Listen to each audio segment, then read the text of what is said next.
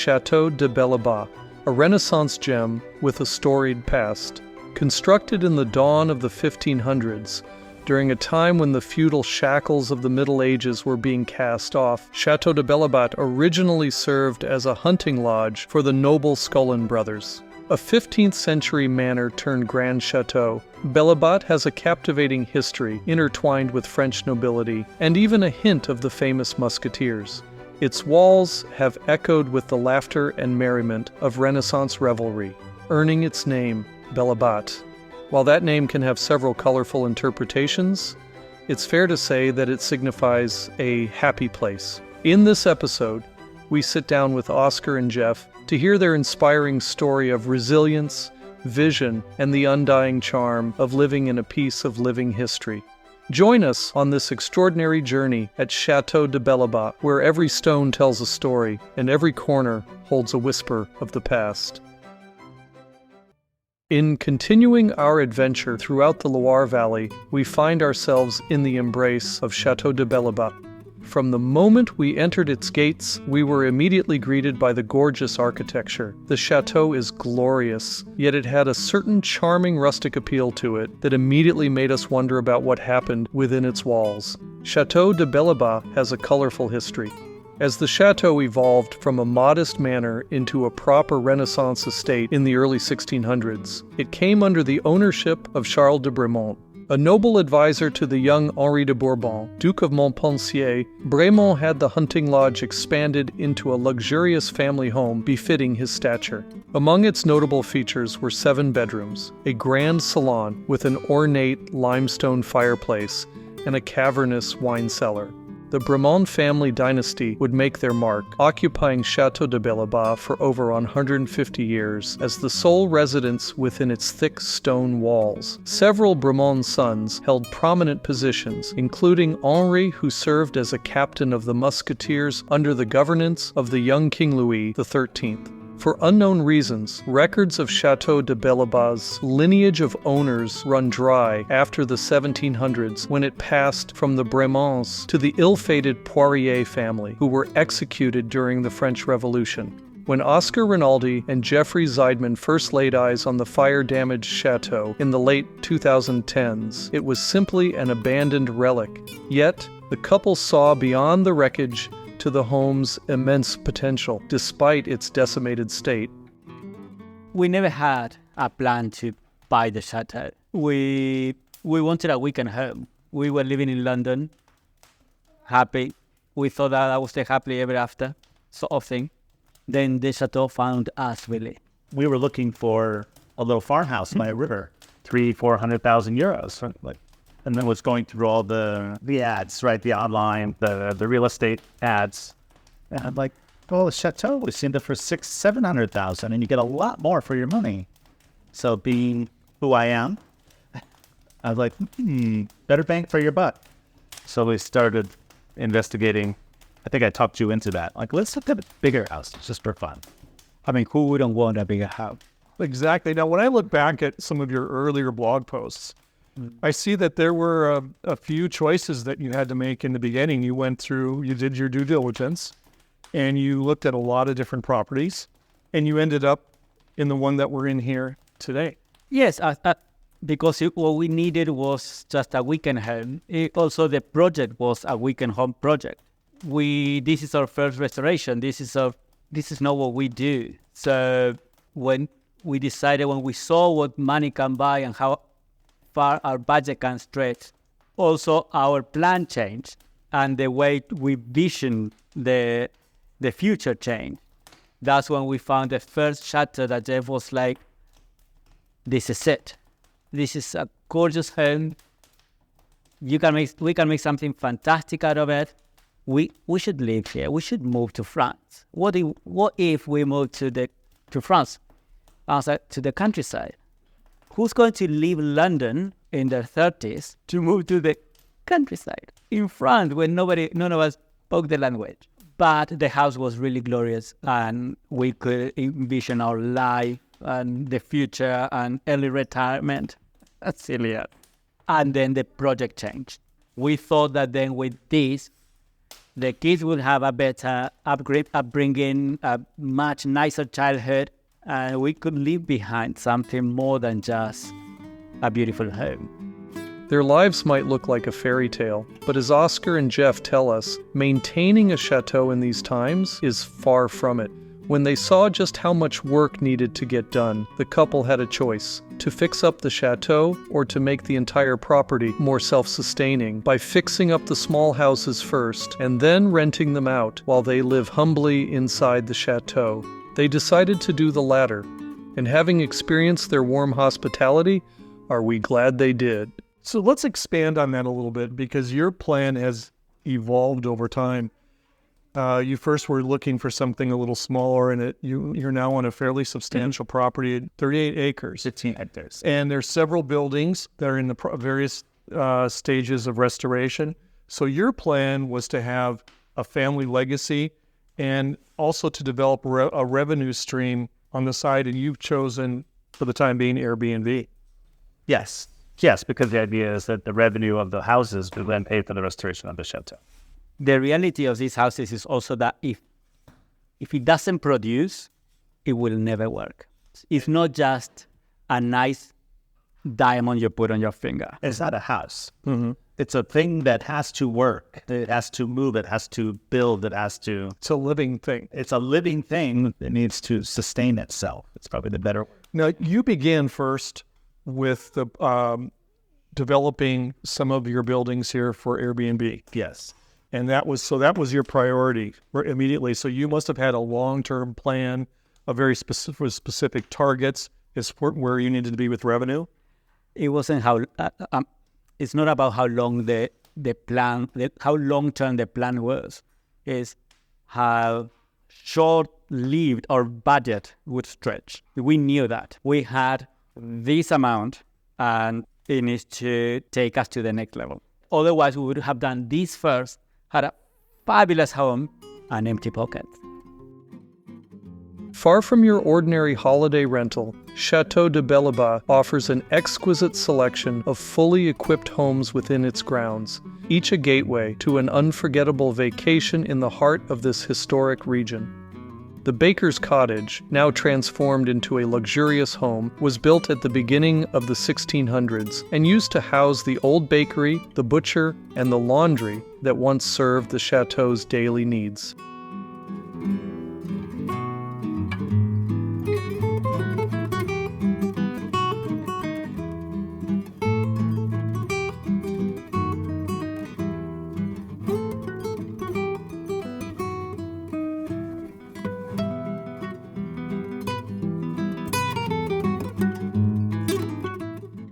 Above the old stables and over the nave of the small 17th century chapel once stood the studio of an architect that owned Belebat following the Revolution. Now, after a long renovation, those neglected rooms have been transformed into a stunning 2-bedroom apartment. Open, bright, and tasteful, with its 4-meter-high ceilings, the spaces in the Petit Chateau are an invitation to wind down and decompress.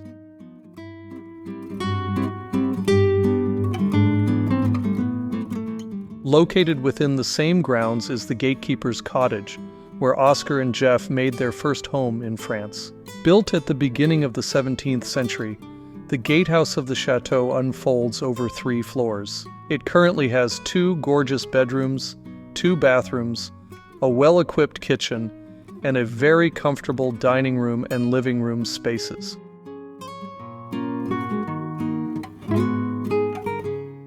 We also had the wonderful experience of staying at Le Barn, right next to the chateau.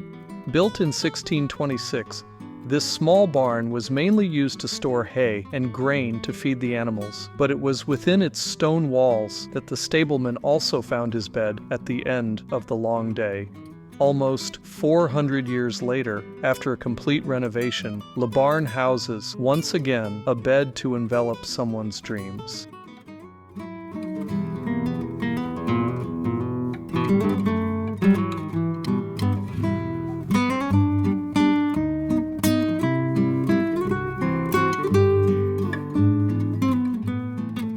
With how impressive all the houses look, It surprised us to know that all of this was done without prior renovation experience from either Oscar or Jeff. Now, let me clarify this too, because as far as the restoration process is concerned, you took that head on and you decided to really dive in with restoration. And if I'm not mistaken, you didn't have a lot of previous restoration experience.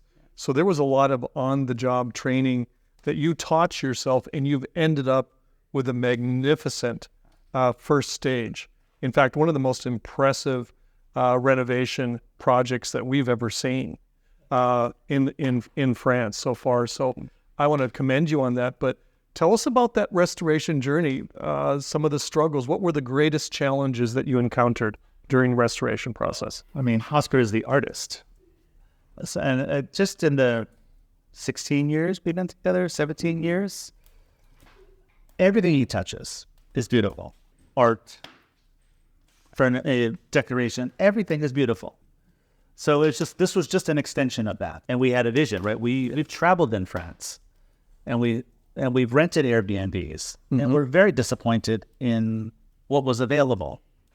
And we're like, really? So they're like, okay, let's go to the next level. Let's deliver a product that people like us who enjoy traveling and like a little bit nicer of the thing, a little bit better decoration, a little bit more comfort, and let's build that product. We think about what we're going to do, and we do it. We don't overthink, otherwise thinkers never do it. So we just have a sketch, a scribble of a plan, then we go for it. We wanted a family, we end up with 3. With 0 experience. So we do everything that way. Many of us dream of owning a castle one day. And why not? It's the biggest goal of all. To retire in a place with lots of space, lots of peace, but according to Jeff and Oscar, also lots of responsibilities. It could be a lot of sacrifice in pursuit of a life you possibly might not even get to experience. Everything that you have done, that we have seen, has been fantastic. So let me ask you this, because this is a common question. In the last few years, there's been a big change in people's attitudes as it relates to historical properties, especially in France. People think, or they believe, they want to move to the country, and they want to buy an historic property, and they want to renovate it. And there's been a lot of that activity in the last few years in France, and that's been both good and bad, I've heard. Especially the challenges of trying to get financing, for example, for a project like this I've heard is almost nearly impossible in France. You know why? And that's why I was going to ask you if you could tell us a little bit about why, because that's a common question. How do I finance a project like this? You'll never get a mortgage in France for a project like this. Never. The French banks are way too conservative, and they're used to, they've seen it before, Americans, British, Dutch, people coming in with these grand ideas, and then they end up not paying the mortgage and have to foreclose. So French banks walk as far away as possible from financing the chateau. Never expect to be able to get a loan in France. And then you can't even go to an American bank and say, give us a loan on a property in another country. They won't do that either. Right. What you have to do is just have to raise the cash yourself. We had a house in London, we had the house in New York, we had the house in Argentina, and we started to purchase the property. We started buying, taking second loans out on the other houses to access the cash. And then eventually we sold all the properties, which then paid for the restoration work. Family, credit cards. I mean, everything you can think of in order to just build that initial cash outlay. You have to buy the property in cash. One of the nice things is that we have 2 halves of the property here. The second half, the other half, is a house. The French banks will loan you money for a house. So we have a mortgage on the other half of the property. Very creative. Which then we were able to get another loan, a renovation loan on top of that mortgage. So that was that was a help. Actually, it was a big help having that little extra bit. So we do have a mortgage, but it's on the house, not on the chateau. So creativity in financing is very high on the list if someone's thinking certainly about getting something that's substantial like this property with some acreage. Yes. Yes, you have to be creative and also very secretive. Don't tell the banker how creative you are, because they will be like, "What's that? What's that?" So basically, tell them exactly what they ask you, and nothing more. Yeah. Don't think outside the box for them. You should be just square sort of. So we hear over and over again that the process of finding a chateau, purchasing the chateau, and then beginning a restoration process is really a lifelong commitment. It is like planting a tree. It's usually the second half of your life, though. You don't start in your 20s. You No. start in your 40-ish. Yes, but it is like planting a tree. You plant that tree that you will never enjoy the shade of. You pass it on. Because this is a family plan. You're here with your 3 boys, and you're looking way out into the future You have to. about leaving that legacy for them. If you embark in something this big, you have to. It has to go beyond you. It takes time. Time. It takes passion because that's what is needed for you to do it. But it takes time. Yeah. Nothing happens quickly in France. Nothing happens. So that's the patient. That's when the patient comes. But I won't call it patient. I will call it just takes time. Perseverance. Time that you cannot make. Yeah. You can make money. You work, you get money, you make money. You make money. Mm-hmm. So this is not a matter of can I afford that? This is a matter of am I okay if I never see the shade of that tree? The tree. And if you're okay with it, then plant the most beautiful tree you could possibly plant and enjoy the ride.